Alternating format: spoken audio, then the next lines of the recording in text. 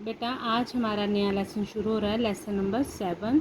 Lesson का नाम है बेटे मंत्री परिषद और प्रधानमंत्री।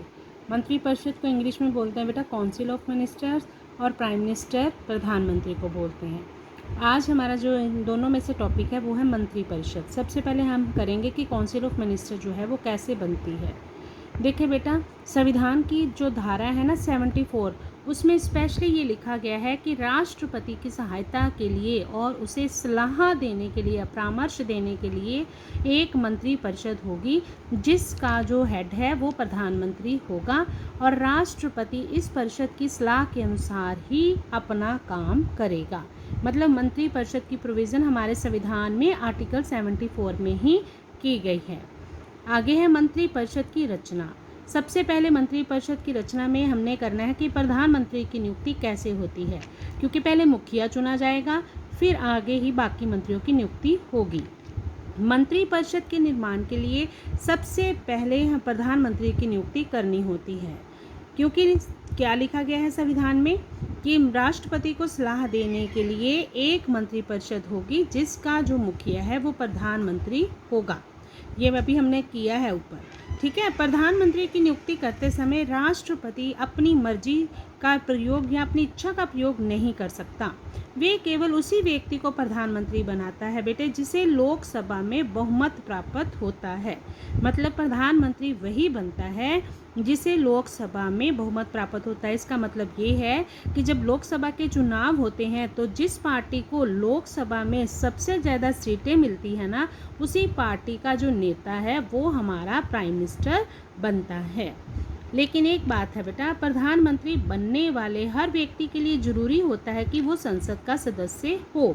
लेकिन मान लो अगर वो संसद का सदस्य नहीं है, हमारे हुआ है इंडिया में ऐसे, ठीक है, तो उस व्यक्ति को 6 महीने का समय दिया जाता है। 6 महीने के अंदर अंदर उस प्रधानमंत्री को संसद के किसी भी सदन की सदस्यता ग्रहण करनी होती है। और फिर जब प्रधानमंत्री की नियुक्ति हो गई है तो प्रधानमंत्री की स्वीकृति, मतलब उसकी सलाह से, उसी से पूछकर बाकी मंत्रियों की नियुक्ति राष्ट्रपति द्वारा की जाती है। इस बात को हम ये भी कह सकते हैं कि लिस्ट प्रधानमंत्री बना लेता है अपने मिनिस्टर्स की, राष्ट्रपति उस पर सिर्फ साइन करता है। क्योंकि बेटा हम राष्ट्रपति वाला लेसन पढ़ चुके हैं। मैंने आपको बताया था कि हमारा जो राष्ट्रपति है वो नॉमिनल हेड होता है, प्राइम मिनिस्टर जो है वो हमारा रियल हेड होता है, ठीक है। प्राइम मिनिस्टर मतलब मंत्री परिषद, काउंसिल ऑफ मिनिस्टर, ठीक है। तो उसने जो है लिस्ट बना देनी है, तो राष्ट्रपति ने उस लिस्ट पर साइन कर देनी है, जिससे बाकी मंत्रियों की नियुक्ति हो जानी है। एक और बात यहाँ पे फिर मैं बताऊंगी कि जिस तरह प्रधानमंत्री के लिए भी संसद का सदस्य होना जरूरी होता है, ठीक उसी तरह मंत्रियों के लिए भी संसद का सदस्य होना जरूरी होता है। अब नेक्स्ट है मंत्रियों की किस्में।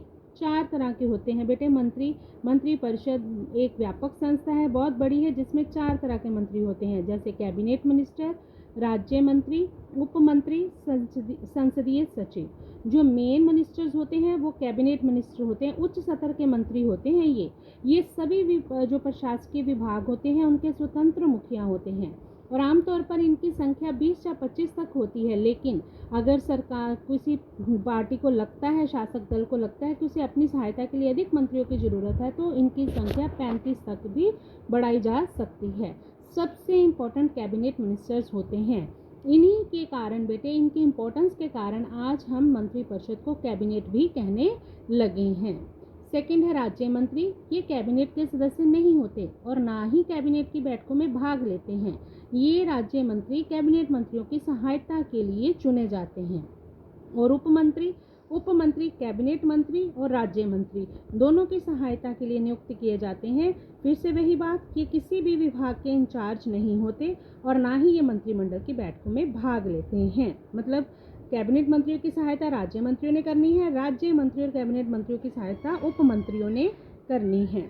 नेक्स्ट है संसदीय सचिव। ये कोई मंत्री नहीं होते, इनका जो मेन काम होता है वो होता है इम्पोर्टेंट जो विभाग होते हैं उनके मंत्रियों की संसद में सहायता करना। मतलब कैबिनेट मंत्रियों की सहायता उन्होंने संसद में करनी है, इसलिए इनको संसदीय सचिव कहा जाता है।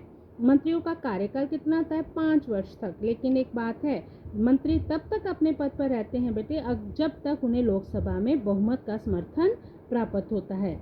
वैसे तो 5 वर्ष होता है, लेकिन अगर उन 5 वर्षों से पहले उनसे लोकसभा में बहुमत उनसे छीन लिया जाए तो उन्हें अपनी पोस्ट छोड़नी पड़ती है। नेक्स्ट है वेतन और भत्ते। समय समय पर संसद द्वारा इनके वेतन और भत्ते निश्चित किए जाते हैं और इनको अपनी पद जो है राष्ट्रपति द्वारा दिलाई जाती है। ओके बेटा।